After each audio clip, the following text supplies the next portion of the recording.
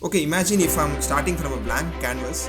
The first thing is, who's the user? See, students are our consumers. Basically, Yes. they consume our content. But parents are the decision makers. The segment which we are currently not focusing is basically people in the rural areas where children are the decision makers, where the parents don't make the decisions.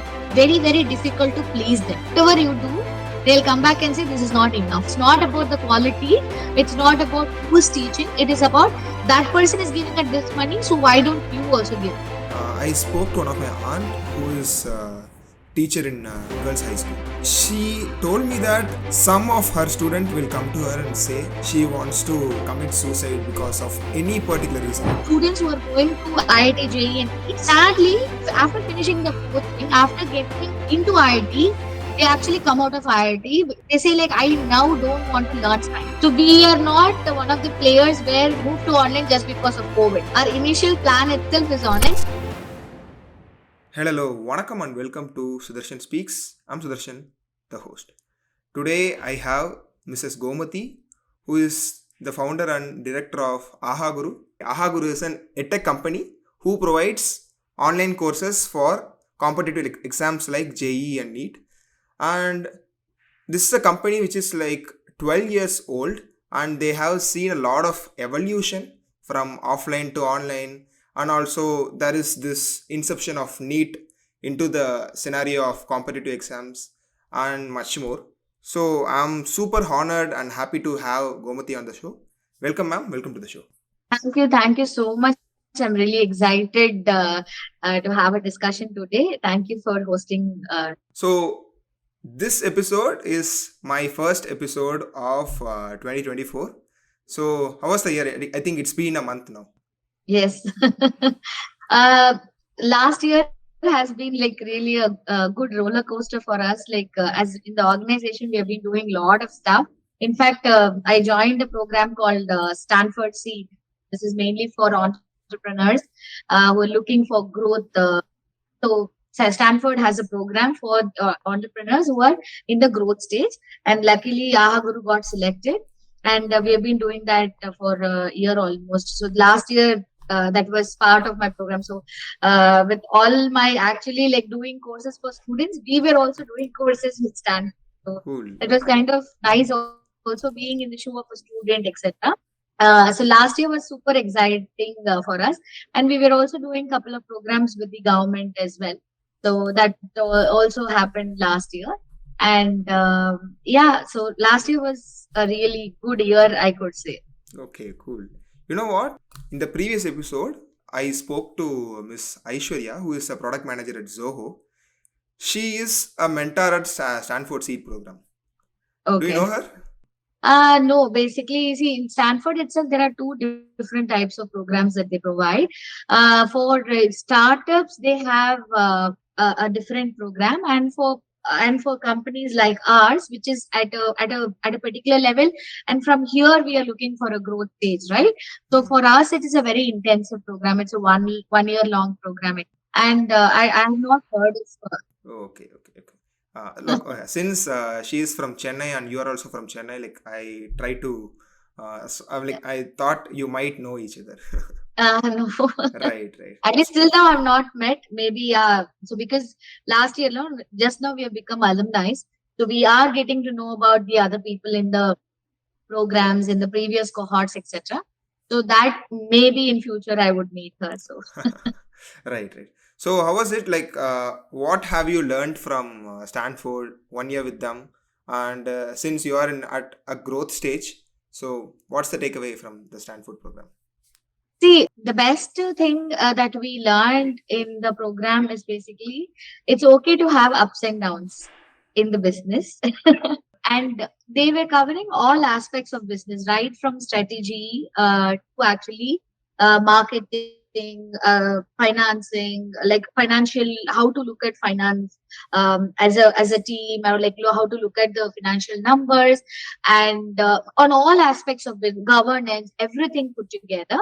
And the best thing is they not only just stuck to the founder, they worked with our entire team also. So there were components where the Stanford mentors would come to our office, work with our team, get to see whether all of us are aligned. It's not enough only the founder has the vision. So it is also to ensure like whether the top management at the next level and the next level, whether organization, all the people in the organization have the similar vision and the mission Wow. to actually like grow the organization, right? So last year there are a lot of learnings. I couldn't just point out one or two things. So a lot of learnings are there. Even to implement what I've learned, I think it would take another 2 years.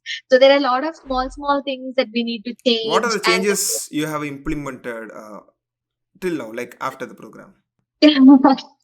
See, one is I started involving my team members in lot more in the decision making process. That is definitely because see, in the startup it is so much easier. Like if one person decides, no, you have to be faster and quick.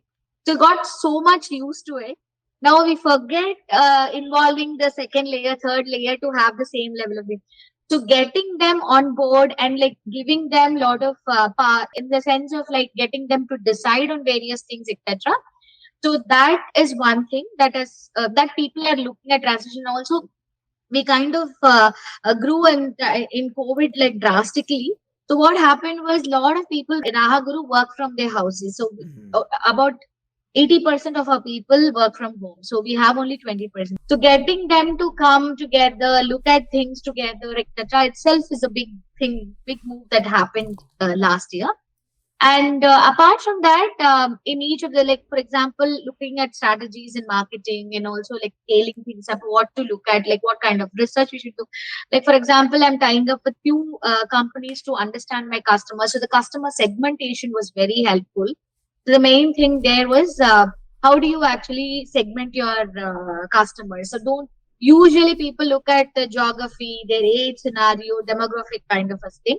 So here we were asked to segment without using any of these parameters. So we have to come up with parameters where it does not involve the age or where they live, those kind of stuff, right? So that was quite interesting, and we looked at the segmentation in a very different way. So one was definitely that one, and yeah, I mean there are a lot of things, but I'm trying to take one thing and try to implement that, because getting the team on board and like implementing, ensuring that the transition happens smoothly, right? So that and we have started a lot of like basically for engage how to engage the students without compromising on your online model, right? So those kind of things, how to help children on peer learning. So there are a lot of aspects that I actually learned and implemented after the Stanford program, which I think is good, and parents are also appreciating that we are actually moving in the right direction. Great, great. So, like, I'm a designer personally. So, whenever we try to design a product or design a single screen, we usually, okay, imagine if I'm starting from a blank canvas, the first thing is who's the user. So, we try to categorize them with things like demographics, geographics, age. I mean, okay, age comes under demographic, right? Maybe put words like psychography, like their spending behavior, like what area in their, like in the economic slab. So these are things we see before starting a single screen. So if Stanford saying you to break all the existing parameters and start something from scratch, what are those, like what have you done for ahaguru? Like for example, ahaguru's user persona is a student who is between the age of 15 to 20, maybe 21, who is aspiring to become a doctor or engineer, who's gonna write their exam in the next 6 months or a year. So this is what I'm imagining. So how did you come up with different explanation for this? Yeah. So actually, for us, we have both students and parents, right? See, Okay. students are our consumers. Basically, they Yes. consume our content, Mhm. but parents are the decision makers. Okay. So if you want your product to sell, so we have to appeal to other parents and students, but the decision makers are parents. So basically, we have two customers to Stakeholders. satisfy. Hmm. Yeah, two stakeholders. Basically, students as such, the content has to be engaging, interesting, etc. But even after that, no child would go to the parent and say, "You buy me this book or you buy me this course so that I will learn physics well." Or and very few numbers, that like hardly 2%. But then parents are the ones who are actually pushing and saying, okay, you are good in science, I want you to do more in science, etc. Right? So even parents, what we found is more than geographies, the psychology of like what is their pain point? Why? So we were looking from the pain point of the parents instead of looking at where they live. See whether they are living in Bangalore or Chennai or Hyderabad or anywhere in the country. Their pain points are all of similar kind. Like for example, we have a segment where parents are really well informed, where they do lot of research about each of the institute. They know their plus and minus, etc. Okay, and most of the times they will be engineers. They'll themselves be engineers. They know they have a very clear vision and a clear path for themselves and for their children. So this is one segment. Okay. Then the other segment that we were thinking was parents who are aspirational, but they don't have any idea about science background because these people would be business people. These people would be like from commerce background or anything apart from science. But those parents would rely on word of mouth. They would go and ask for references, right? Because they will not be able to gauge with the materials because they won't understand the material. So they would actually ask lot of other parents to see whether this makes sense or whether this organization or an institute is a good enough fit, whether somebody has tried. So they depend on those parameters. Then there is another segment which are basically quite busy. Both the parents are working, they are busy, they don't have time at all. But they would want a good institute to take care of. Basically, they want the institute to be acting as a parent for the child, right? So there again, what happens is like the need and the pain point is different. See, they are very happy if a student gets good marks in even school. Forget about JEE or NEET. If the school says that your child has started doing well and they are doing exceptionally well in science, etc., parents are extremely happy, saying like, okay, I have made a very good decision of joining them in the particular. Stanford gave us the opportunity to look at the segment like this.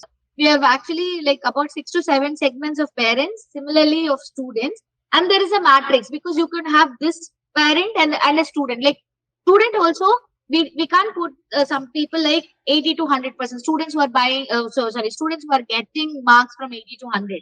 We can't put them in one bucket because what happens is like if I get 80, 85, whatever, but I am a very lazy person. I just study before the exams or do something and then go. And there are students who are put like who are very, very diligent. They'll do all the homework, assignments, everything, and then they secure. So you have to look at their personas, like whether is the student very active, diligent, finishing the homework, hardworking, whether student is lazy but smart. So you have multiple combinations that we actually identified persona. So then we formed a matrix saying, okay, you could be a parent of this kind, but you could have any of this kind of a child for you, right? So that kind of a matrix came at the end of this whole exercise. Wow, cool. Let's talk about different kinds of students in the next part of this. While talking about making course and finding the right faculties and teachers for them. Now we'll talk about the business side of it. So we'll talk about the parents and the segments inside the parents. So you said like you found out around 6, 7 segments. So what are the 1, 2, 3 segments you are focusing on right now? See, parents who are very well aware of what they want to do, etc., when they come here, we don't need to even convince them. They have done their research, etc. They just come and say, this is the particular course or the program that we need, and they come and take it. Okay. And sometimes a lot of parents from this who are very much happy would go and actually convince the next segment, which is looking for references. Because ahaguru from the initial stages have grown with word of mouth. Okay. Lot of our students go and bring the next set of students. Lot of our parents go and refer. In fact, we have about 60 to 70% of students who are retaining with us. We don't have the retention problem. Okay, can you go again? Retaining the students year on year. So we don't have the retention. Like basically, like you started saying, like the students won't continue. They ask for refunds, etc. Right? We don't have that problem. So we have about 60 to 70% who are continuing. Though we are not selling multi-year programs. Of course, in our industry, people sell for 2 years, 3 years, 4 years. Like they sell for from 9th standard to 12th standard or 11th and 12th together. We actually don't do it like that at all. Students can come just take only one subject also. So what happened is like suddenly it opened up an opportunity for Ahaguru to get students from even from other institutes. So they go join some other institute and they don't understand something. They come here, take that subject, learn and go. So that is how we have structured. With respect to parents, yes. So we are targeting people basically like first three segments where people who are non-science background, also people who are very busy and they don't have time, etc. So we will do that. And the segment which we are currently not focusing is basically people in the rural areas where children are the decision makers, where the parents don't make the decisions because they think that children know much more than the students. Children know much more than the parents. So Parents. parents' only job is to make the fee payment, right? The decision will be made by the students. But then those students are looking at offline right now. Majority of those children are looking at offline classes more than online. But I believe it is in few years it will. It slowly I'm seeing those kind of changes also. Those children are also coming. But right now, those segment we are not able to capture that particular segment. But we know that that segment is there, but we are not able to do that. And the one other segment that we have, but which we don't want to do is basically there are parents who are like very very difficult to please them. Okay, whatever you do, they'll come back and say this is not enough for us, right? So there are also few parents like that where the expectation from a particular organization is more. So where we try to, but if suppose like they will come and ask us to start offline center, no, that is not possible. So we tell them like, sorry, this is the vision of the company, so we can't do an offline. Yeah, we are going in an online mode.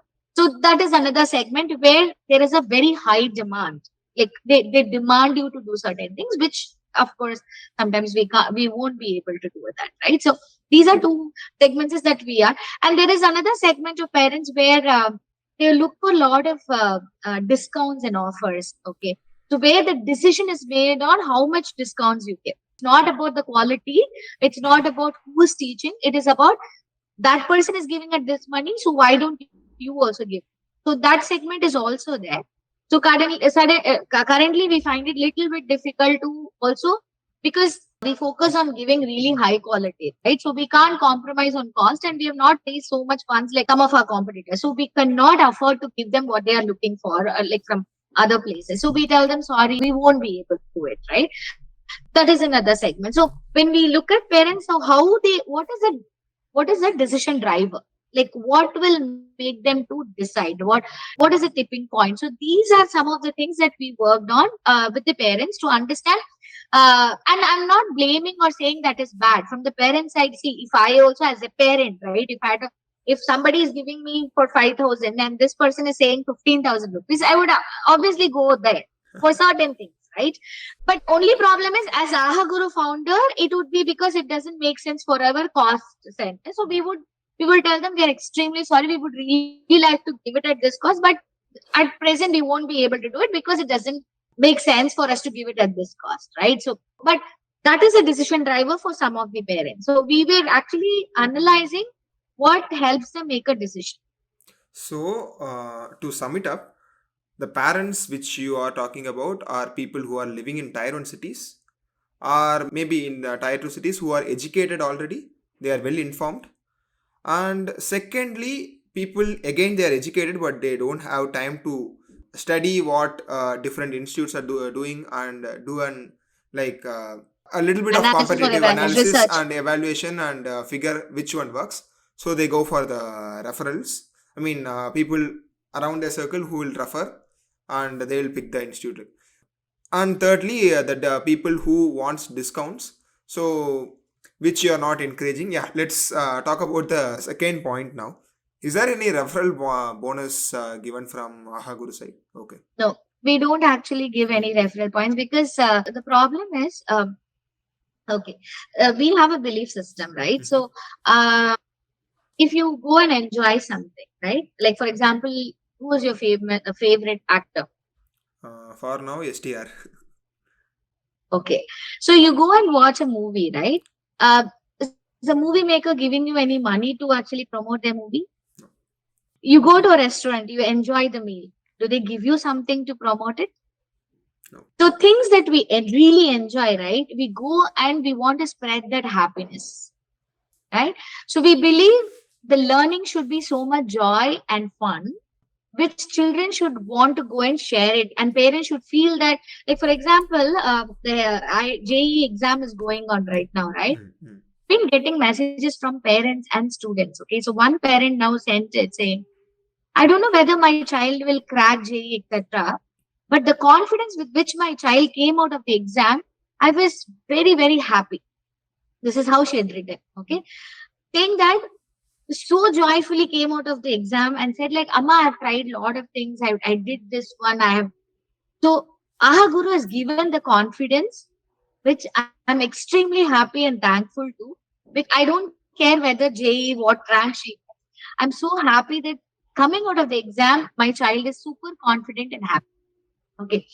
There was another student who sent a message saying, so there is a deleted portion, etc. But we ensured like we will teach everything for children. We said it doesn't matter, no deleted. You knowledge is something. There is deleted portions, non-deleted portion. We don't care about those things, and we taught them. So now what happened was, I think few questions were from those topics, and they said like, thankfully you have all taught us like this, so we were able to crack it. So if they have used that particular formula, so suddenly the whole problem became so simple and easy. So children and parents coming back to us writing like this, saying like, we were so happy. I mean, the results have not come. They've just written the exam and come on. You forget about the results. But do you think these people will go and talk about Ahaguru? Of course they will. Should I pay them money for this? Should I actually degrade that? No. So we don't have any No, no, like, programs. yeah. So you said that Ahaguru is providing more confidence to students also in between. Yes. Let's talk about the dark side of the same area, the competitive exams. Like recently, 3-4 weeks back, I spoke to one of my aunt who is teacher in a girls school, girls high school. So she told me that at least every month or at least every 1 month or two, like some of her student will come to her and say she wants to commit suicide because of any particular reason. It can be something around, and also many a times she personally helped students after the exams to not to get into these bad decisions. So of course you are playing in a crucial area of students life between the age of 15 to 20, and they are at the time they couldn't really think properly. So how do you handle these situations, like after exams? How will you, like, you said that, right? Like we help them, I mean, uh, I couldn't put in a way properly, right? So yeah, So please we go help ahead. them fall in love with science and math. Okay, that's Not in NEET and that's what. JEE. Yeah, no, but I can't state that because parents are coming because it's NEET and JEE. But yeah, I'll tell you how we are generally different and how we are helping children also come out of. In fact, most of our time we spend in counseling children who are going to other coaching classes where they feel like the losers and they come to Hmm. Ahaguru. Okay. And students who have come like that and they found Ahaguru is different, they put their siblings much, much earlier. Okay. That's the story that we hear. So, how are we different? So, before actually starting Ahaguru, me and my co founder, so myself and Dr. Balaji Sampath, both of us started Ahaguru. But before that, both of us were in a non-profit. So, Balaji started a non-profit organization called Aid India, Okay. where we were working with rural children. Okay, cool. Okay. I started two schools in rural areas. Okay. One tsunami affected area and one in near Kanjipur. Oh, Okay. nice. Yeah. For rural children. So for 10 years, like I started my career in a non-profit where we go to rural places, try and understand what are the challenges the children have learning, right? So we look at ourselves as very research oriented people. Like we try to figure out why children have difficulty. So when we at Aid India, we were working with younger age group students from class 1 to 5, where we figured out what is the problem. Even the mother tongue reading, writing was very difficult for them. Mathematics, basic arithmetic was like standard 5 children, 50% of them were not able to do simple subtraction problem or a problem. So we were, so 10 years we spent a lot of time in understanding, etc. And I was very excited about science and math, and Balaji was also excited about science and math. So we wanted to actually help children from middle school, high school, and higher secondary to fall in love with science and math. Okay, so because the fear comes and then they start dropping. And we also have seen that there are many students who are going to IIT, JEE, and NEET. Sadly, by after finishing the coaching, after getting into IIT, they actually come out of IIT discontinued. They say like, I now don't want to learn science. I mean, the coaching classes or coaching centers, what they do is a child who is very highly spirited or highly enthusiastic about science end up giving up science because of the kind of pressure and the trauma that they go through during the coaching period. Because the children start as early as 6th standard, etc. So we were looking at something like we want to actually change this and make it more fun, learning to be more fun and enjoyable. So we thought, okay, we want to work with students who are already excited about science, but not to lose interest on that. So we started ahaguru and said like, okay, we'll focus on children who are interested in preparing for J because a student was not interested teaching them something and student was interested in making it fun. We thought we should start with this, right? So that's how ahaguru started in 2012. We decided, okay, this should be a company, not a non-profit. We already have a non-profit. So we said like, why don't we start it as a company? And we started. And during the initial stages Where it itself, started? Chennai only. Chennai only. Okay. Okay. So we decided that it will be like a online only, online, but we wanted to actually have an experience with students. So we had very few centers in Chennai at that time. Okay. We launched our online course also because we wanted to make it like I don't know whether you've heard of Arihant, Brilliant and all. Yeah, Earlier, yeah. like they used to do the correspondence materials, right? I finished my 12th 2019. So I'm still young. I know Arihant, I know R.D. Sharma, I know. No, this one was much before. So Okay, I'm Brilliant used sorry. to send correspondence course, and similarly, so what happened is we were thinking it should be like a correspondence course. Any student who wants to learn science or math for any competitive exams that for that matter should be able to buy this video course, self-study materials. They should be able to learn with that, right? So that is the vision we had, and we launched it the first year itself. We launched an online course, recorded video courses.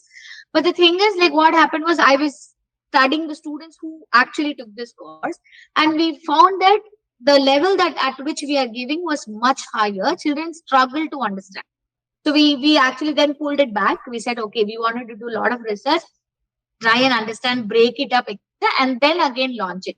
So initial, that's why we have we call us ahaguru education technology because we wanted to use technology to reach more students. So we are not one of the players where we moved because COVID moved to online just because of COVID. Our initial plan itself is online, and we were even before COVID we were running online classes also. So after COVID, we completely stopped our offline. But before COVID itself, we were having online and offline. We had both. So partially online and partially offline. No, we had a separate batch for online and we had separate batches for offline. Now it's totally online, right? Yeah, it's 100% online. Right. Of course, during COVID, you might have seen maybe cost efficiency because you might not need to rent a place and might not need to like take care of the students at that particular time and the things around, right? So, like, what are the other reasons which made you to switch from offline to online, completely online? Yeah, so in the beginning itself, we were an online company only, but we had few centers.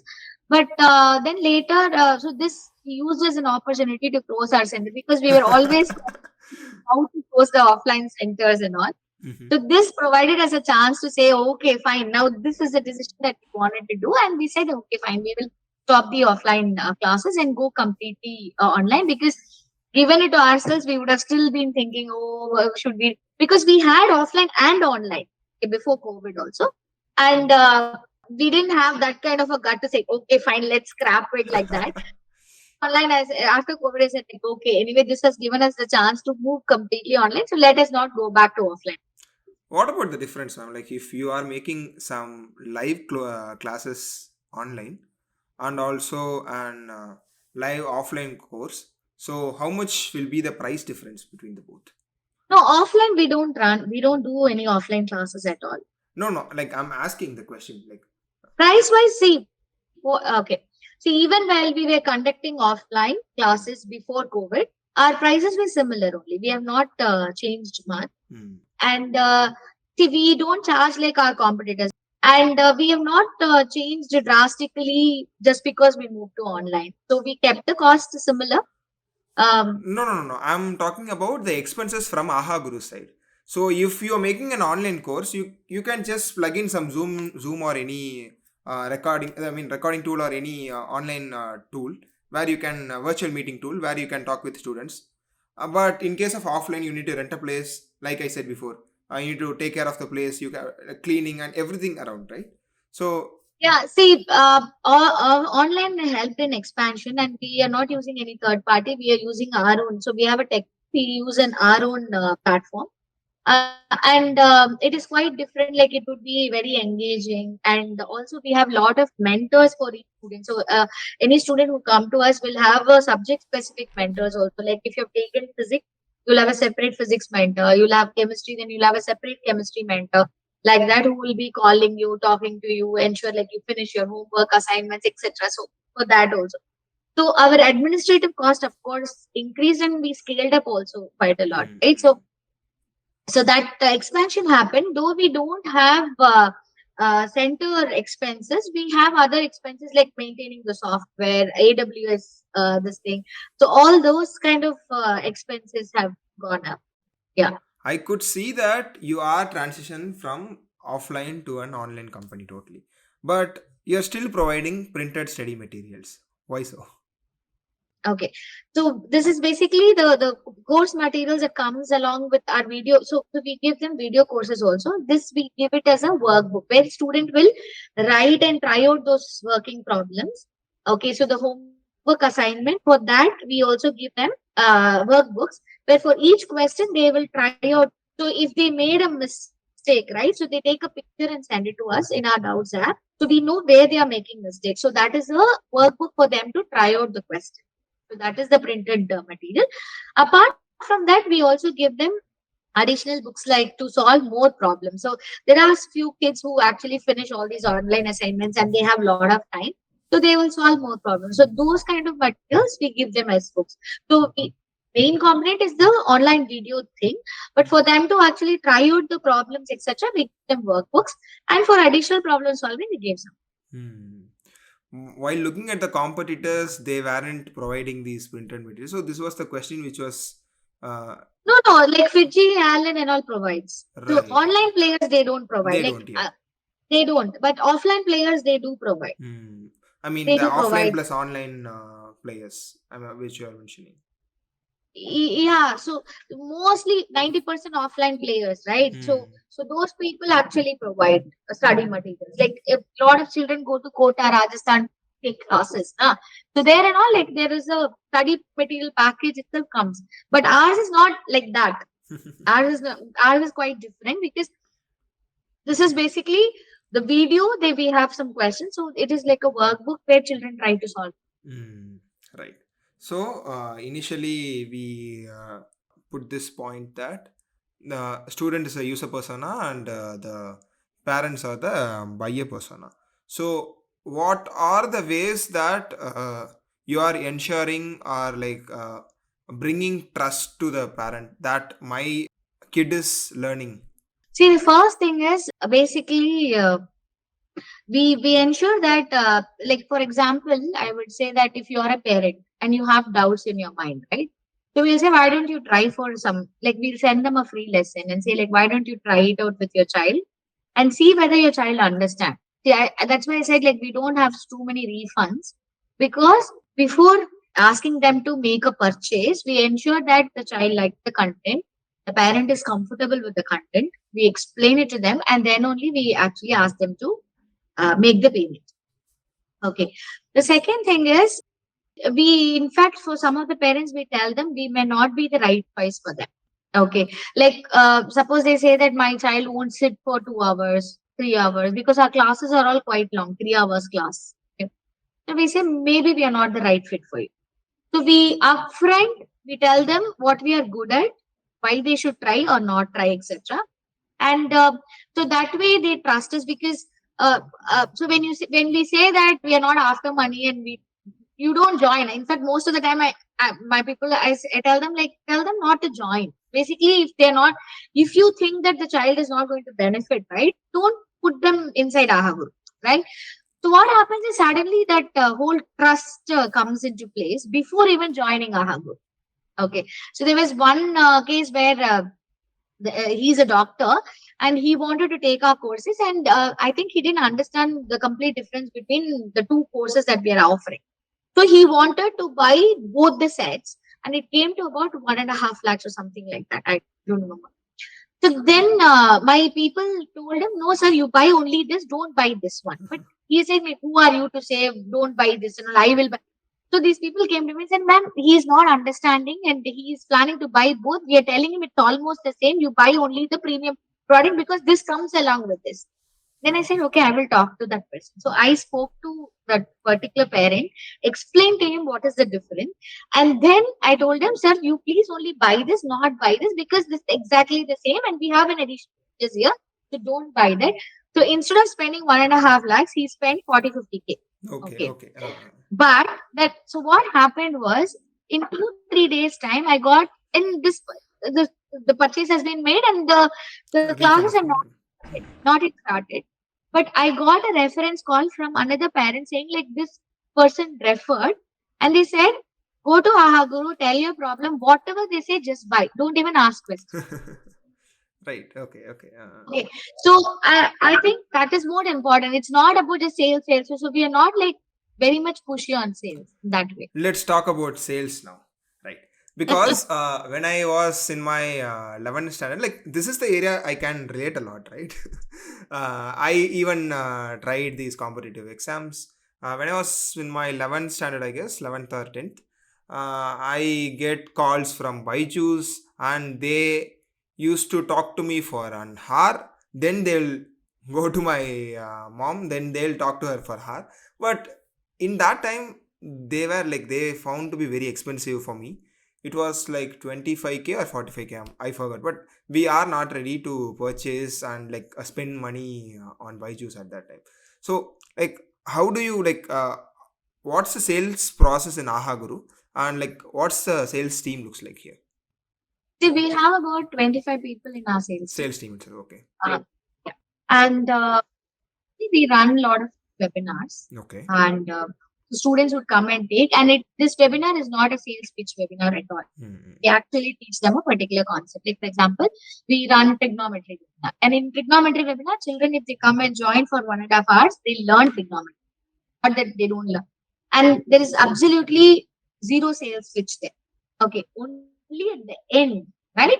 Only at the end, we will ask if you really like this and you want to know more about the courses of Ahaguru, what we offer.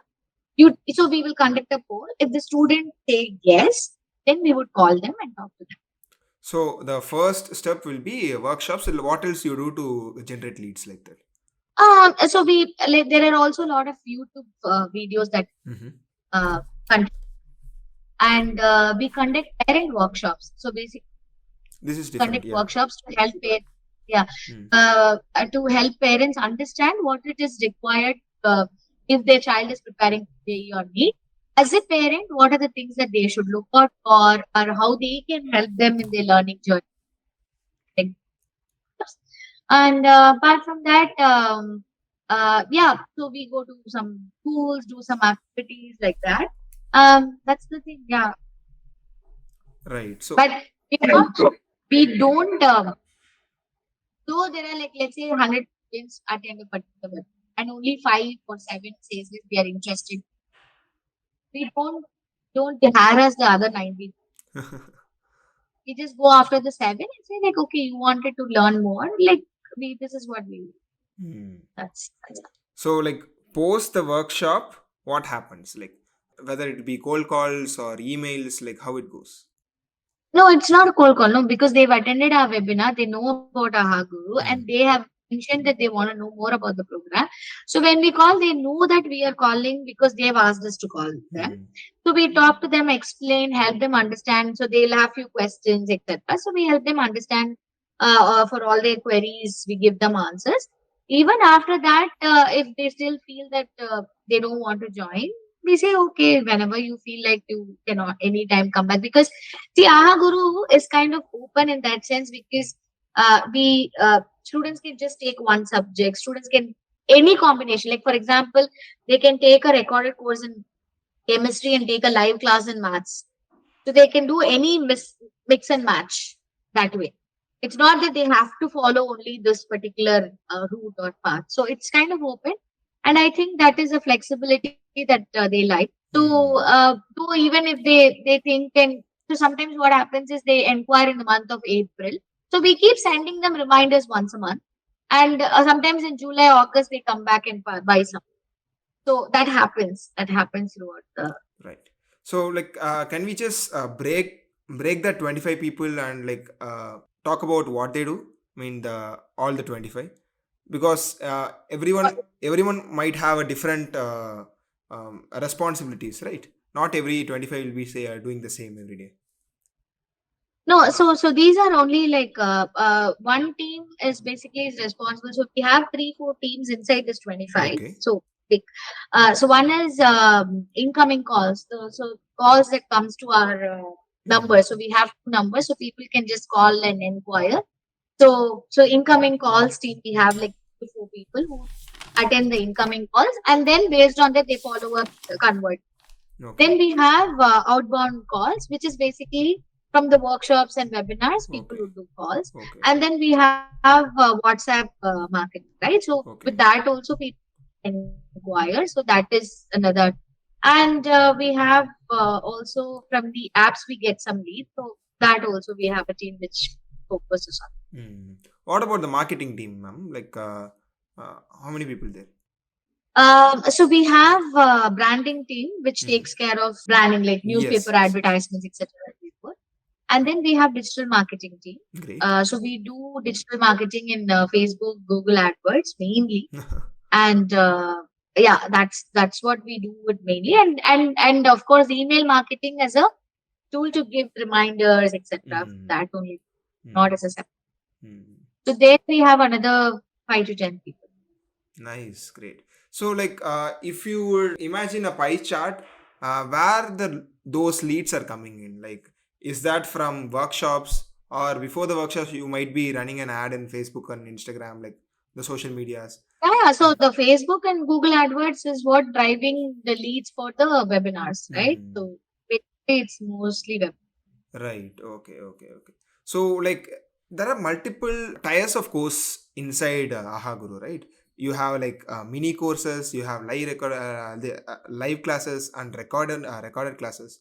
So not everything has the same process, and not every process takes the same time. The mini courses, they might see and just add to cart and buy it and go. The recorded courses, it might be has a different buyer, the buyer cycle or the buying process, right? So how do you, like, how it happens, like how many days it takes to uh, sell an the the live classes? Basically, see the segment, the persona, the segment is same, because everybody ultimately want to go to IIT-JEE. But what we have seen, Naguru, is like students who are already part of other coaching classes and struggling, right? They come and take our recorded courses because they don't have time to attend live classes. So they say like, okay, I want to come and I want to. So they will go in their own orders, whatever they want to study, they will study. We don't disturb them. They will specifically tell them, don't call, don't follow up, don't do anything. We will study before the examination, that on our own. So basically they buy our self-study module.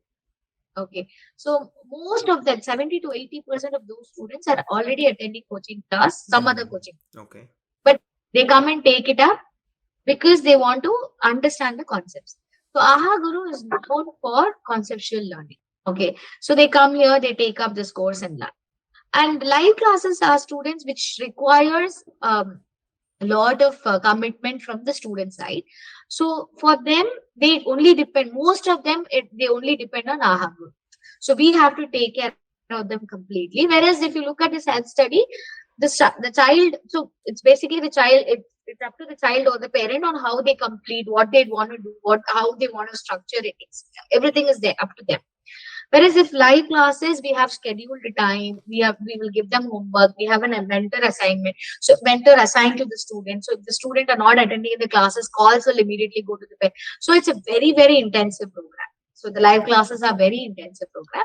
So students who give that kind of commitment, we tell them upfront that this is the commitment that we are looking for from you. Though it is online, it's very highly structured and very, very so for example, when they attend the class, after they finish, so every class they have a half an test based on the previous class's concept, whatever they will learn. And if you have attended but you've skipped the test, right, a message will immediately go saying that the child To has my attended parent, the class, not to me, right? Yeah. but the test he has not taken. Okay.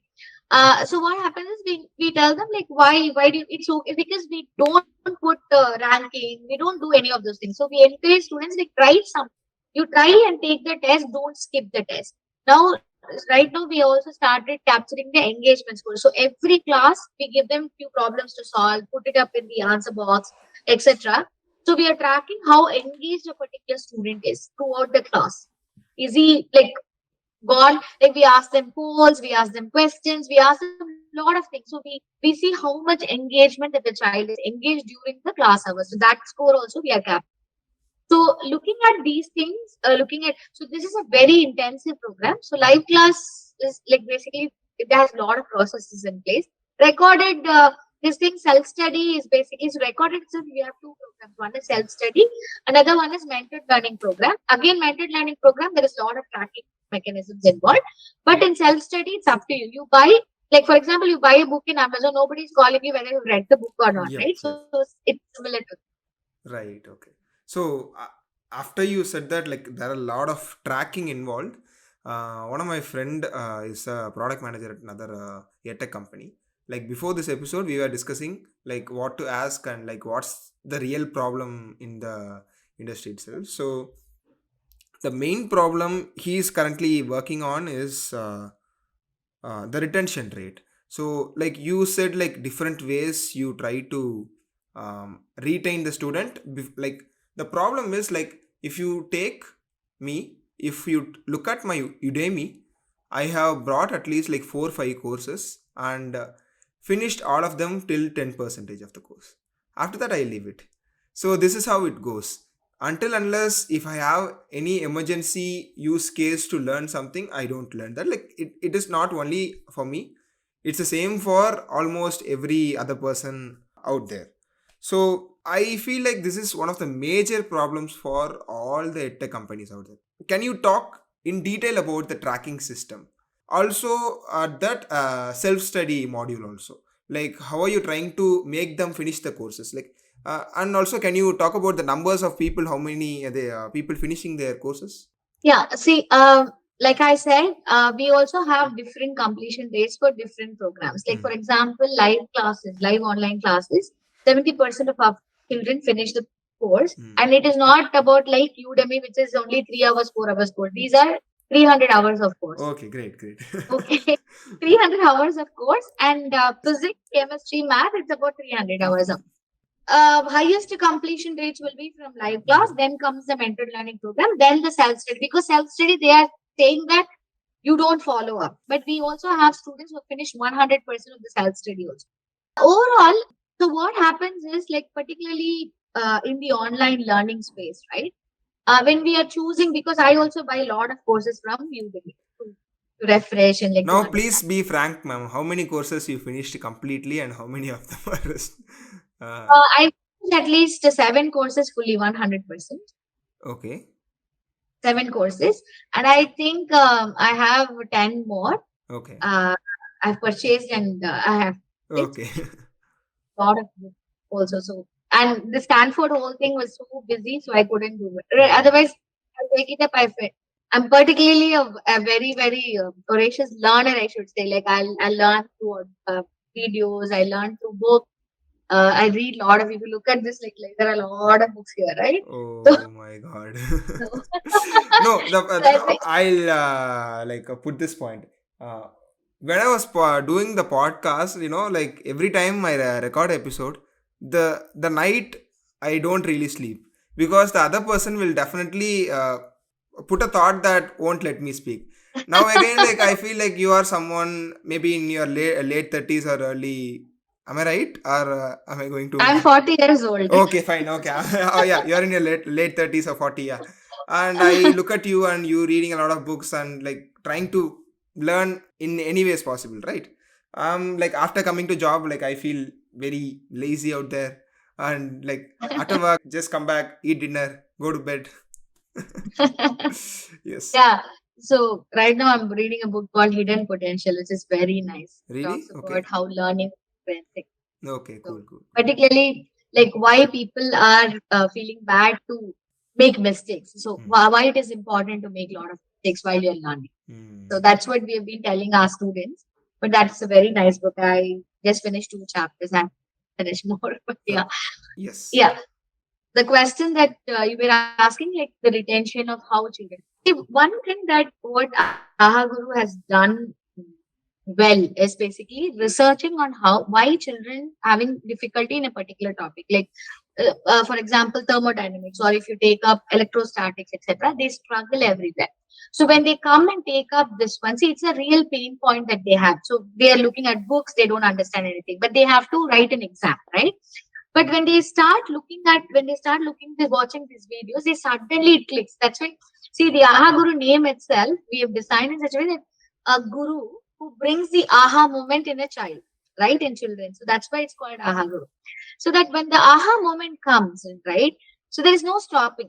So the problem with us is most of the time we have to look out whether we are not very sure even after the purchase whether that is a right course or not, because there are multiple people who are giving the same. If you look at Facebook marketing or digital marketing, there will be some 20 people in the Udemy who would have put different courses. So how do you know it is a good course, right, that you're buying? But at Aha Guru, one thing is that you you can be sure that the course that you're buying, the physics courses is developed by Balaji Sir, right? So you can be sure of the quality, and you know that there's a lot of research and the thought process have gone in. So every course has, like for example, right now he's building for circular motion. So we know that more students are finding that hard. So while he is teaching, he understands the misconceptions, what kind of misconceptions that children have. So we bring out those misconceptions in our courses. So this helps them learn well. Once they feel like, see, once the joy comes to you, right, you keep doing stuff which gives you joy and happiness, right? So once you get that kind of a thing here, you start doing it again. There's no stopping from there. Now we'll talk about the joy of learning about you. So, like, what was the like few recent books you read and loved it? Uh, so the one is like right now I'm reading Mm-hmm. Hidden Potential. Okay. That sure. There are a few books that I really like. This like Good to Great. All these are mostly business oriented books. So one is Good to Great. That is one book that I love. And another book was Tipping Point. And then the other book was Sell Like Crazy. Mm-hmm. That is another book. And then there are a lot of a lot of technical books that I have actually read, which is basically like marketing based, etc. Sapiens is one thing I Yeah. like, and Ikigai I have to read. I have just bought it, but I have not started. But right now I'm enjoying Hidden Potential. Hmm. So yeah, so every month at least I try to finish 2 books. Oh, great. So yeah, at least it takes me. I brought this one because we are nearing the elections. So I wanted to know the other side of the politics, and Mm. so just trying to read it. Like it's been with me for almost 1 month, but didn't finish more than. Okay, it's on 85th page now. I think I'll take another 1 or 2 months to finish this. Of course. Yeah, yeah, yeah. Yeah. Need to allot time for this and also finish this? Yeah, I just spend half an hour every day. That's all. Not more Do than you have that. any particular timings for this? Mostly when after I wake up, I have my tea or coffee, right? Mhm. And at that point, I take up the book and read. So that the half an hour I read book. And while going to bed also, I'll try to read few pages. Great. Okay. Okay. Finally, we'll have this question. So, where do you think the edtech industry is heading, and how Ahaguru is adapting to it? See, right now, edtech industry itself is a chaos. Okay. Everybody started saying like we are different and we want to change the world by going into online, and they said like the offline centers are all crappy, etc., etc. And everybody is moving to offline. So it's like, Yes. see, one is then maybe you didn't have any belief system yourself. Like you started something with some kind of conviction and vision. So moving away from that and starting a centers, why do you think you will be doing much better work than a person who actually started center, have been running coaching classes for so many years, Mm. right? So I feel, and also right now in tech industry, people during COVID, a lot of people raised enormous amount of money and they burnt like crazy. And most of the companies have shut down. Everything was very opportunistic, and they hyped up everything, and now they are going down the drain, right? So even during COVID, we didn't burn so much money and we didn't scale up like 6x, 7x.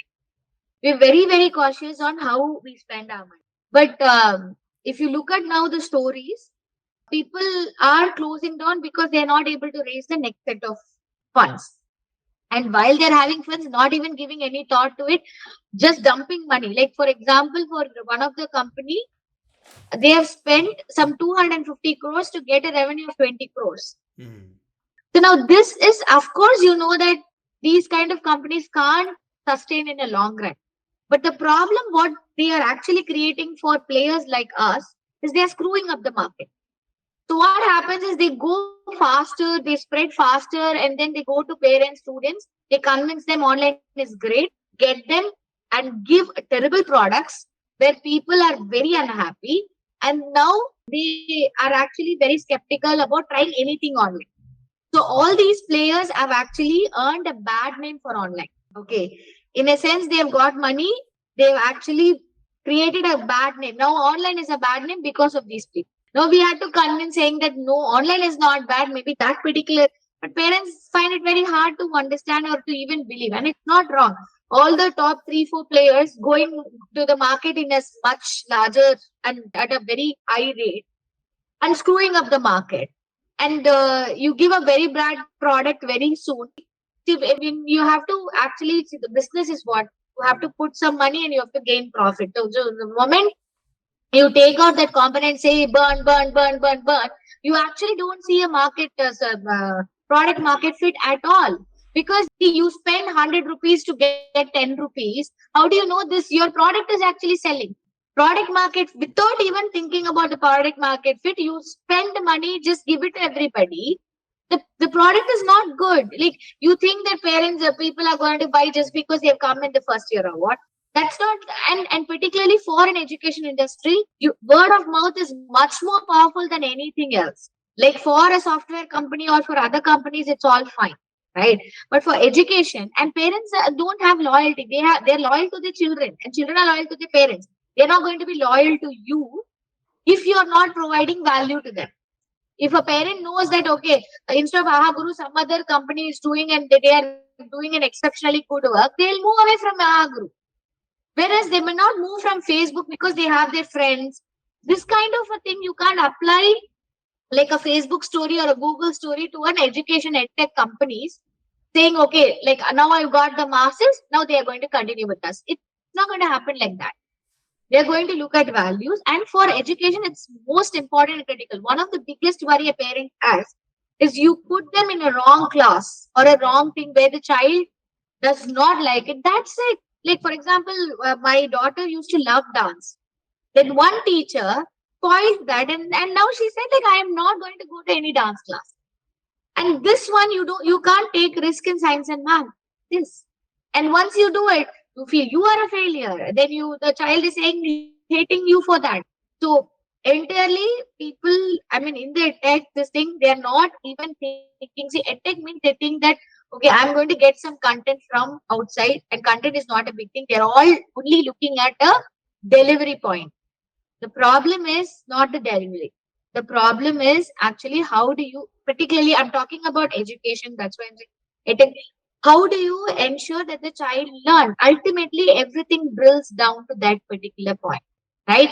Technology is there, good, happy. But if you don't get this right, your implementation, everything doesn't make any sense. Yeah. Everything will go for a toss. Yeah. Such a great So right answer. now it's a mess. I hope that the mess will get settled down. How long do you think it will take? It is going to take at least 2 years for people Mhm. to again have that kind of belief system and all. Hmm. So it is it particularly for K-12 or completely for the EdTech? Mainly for K-12, I believe, because see, once you are a person who is going to college or even working, right? Hmm. You make your own decisions, Hmm. and you find it's okay to do online. So I don't see that undergraduate or post graduation something that you want to do. By the time you are being also treated like an adult. Huh? Hmm.